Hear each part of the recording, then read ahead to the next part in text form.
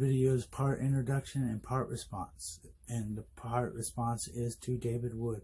I heard a discussion between him and Muhammad Hajab, and in that discussion they got into the debate about morality, and David stated that there was a couple passages in the Bible that caused him to think, and they kind of both just left it at that.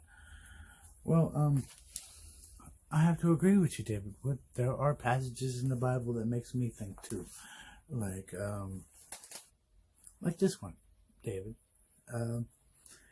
In 1 Samuel 15 verse 3, Yahweh says to Samuel,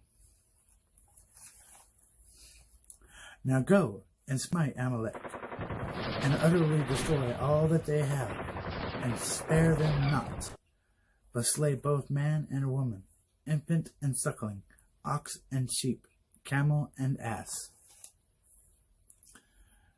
Very specific, David Wood. Very specific. Kill the infants and the nursing babies. Ready, go!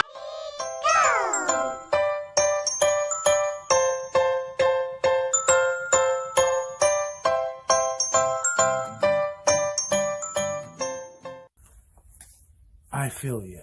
It is it's hard. It's hard to take that your God supports killing babies.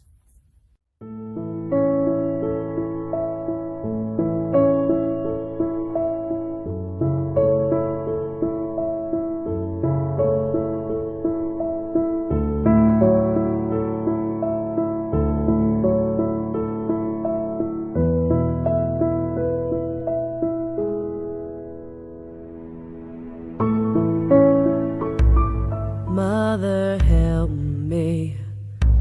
Mother, heal me. Please release me from all things worldly.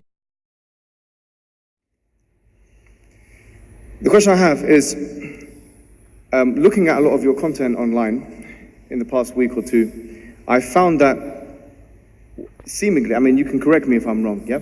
You seem to make a moral case for Christianity and a moral case against Islam. I watched one of your videos with someone called Ali Attai, I think his name was, and he made the point, he asked you a question, it's on the record.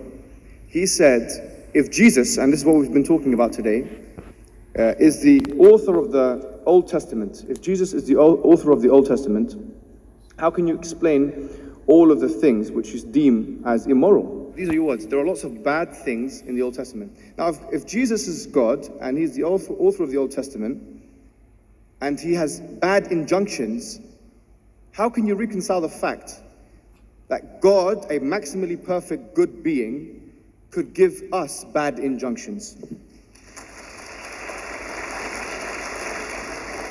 Dr. Wood, you have 2 minutes.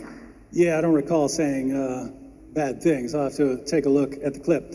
I did acknowledge that I said there are all sorts of things in the Bible that bother me.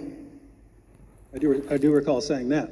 And what I mean by that is, I'm a philosopher, I'm a former atheist. And this would go for the Quran as well, when things passages talking about hell or something like that, eternal torment, or warfare or something like that, well, those things bother me.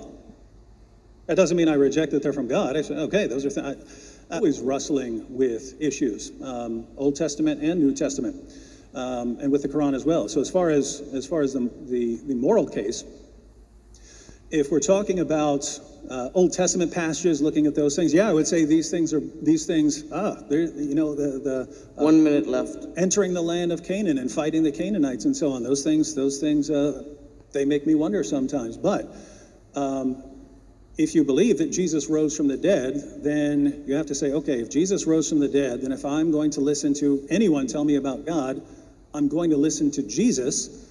And so if he's Lord, then, hey, if something bothers me, that's my problem.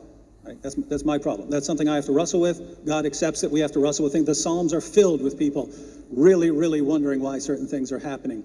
And I don't think that's a bad thing. And I don't think God thinks it's a bad thing when we look at something and go, oh, that's really rough. Now I really want to think about that. So I don't see that as any big problem. If something bothers me, but I'm convinced that I have good reasons to believe in Christianity, then 10 seconds. I don't really see the problem. And that's why I would still accept it, because Jesus rose from the dead.